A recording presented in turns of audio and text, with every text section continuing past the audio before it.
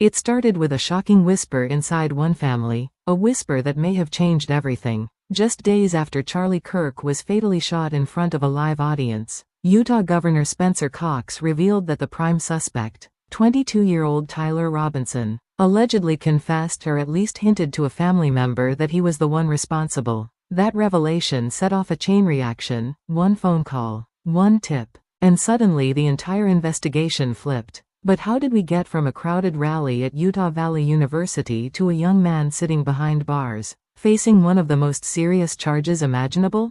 What happened that day?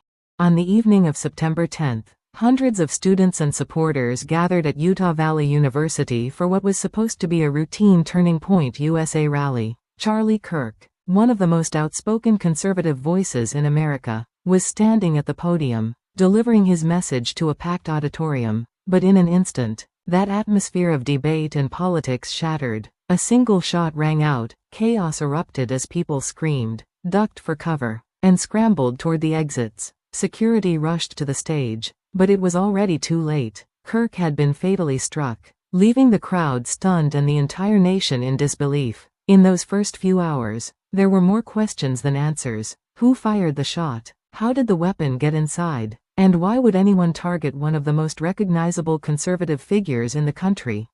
Identifying the suspect.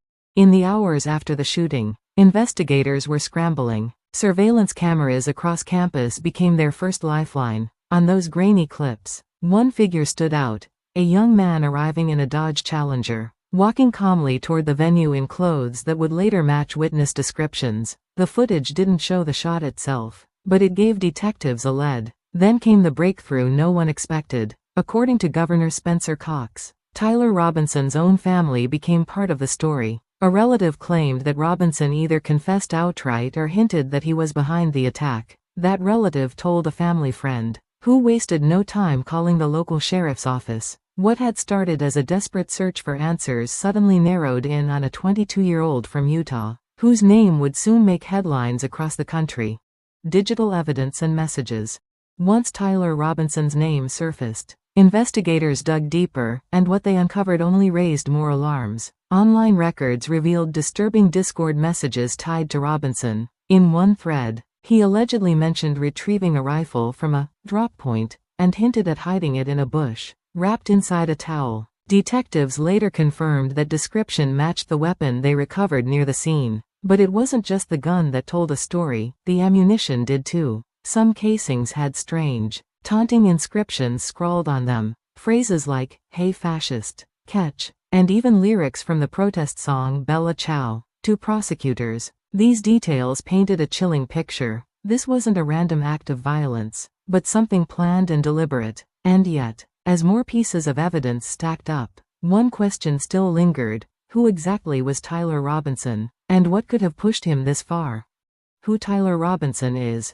Up until this point, the name Tyler Robinson meant nothing to the public, to neighbors and classmates. He wasn't the kind of person you'd expect to see on national headlines. At just 22 years old, Robinson was described as quiet, academically sharp, and even a little introverted. He had spent time at Utah State University before shifting into an electrical apprenticeship, carving out a fairly ordinary path for himself. Friends recalled someone who mostly kept to himself, not a troublemaker, not someone with a criminal past. But beneath that surface, Robinson had reportedly grown more politically vocal in recent years, engaging in heated online discussions and aligning himself with increasingly extreme views. That sharp contrast between the quiet young man people thought they knew and the suspect now accused of murdering a high-profile conservative figure left both his community and the nation stunned. And the questions only deepened once prosecutors laid out the charges against him.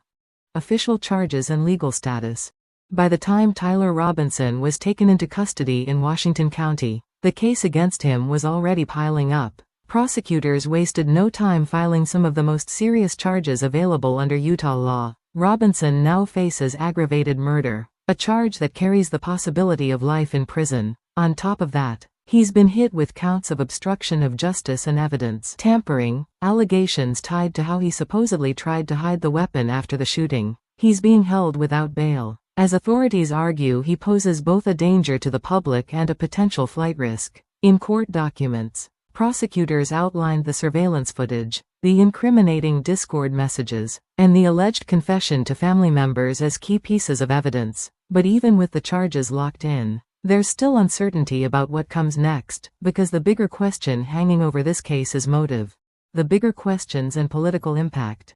The arrest of Tyler Robinson hasn't just shocked Utah, it's rattled the entire country. Charlie Kirk was one of the most polarizing conservative figures in America, and his killing has reignited debates about political violence, free speech, and the dangerous ways online rhetoric can spill into real life. Supporters of Kirk see the attack as proof that outspoken conservative voices are under threat, while others are asking what led Robinson, a young man with no criminal history, down such a destructive path. Was it radicalization through social media? Was it personal resentment that boiled over? Or something deeper we still don't know? These questions hang heavily, because this case isn't just about one suspect and one victim, it's about the growing tension in America's public square, and what happens when words and ideology turn into action.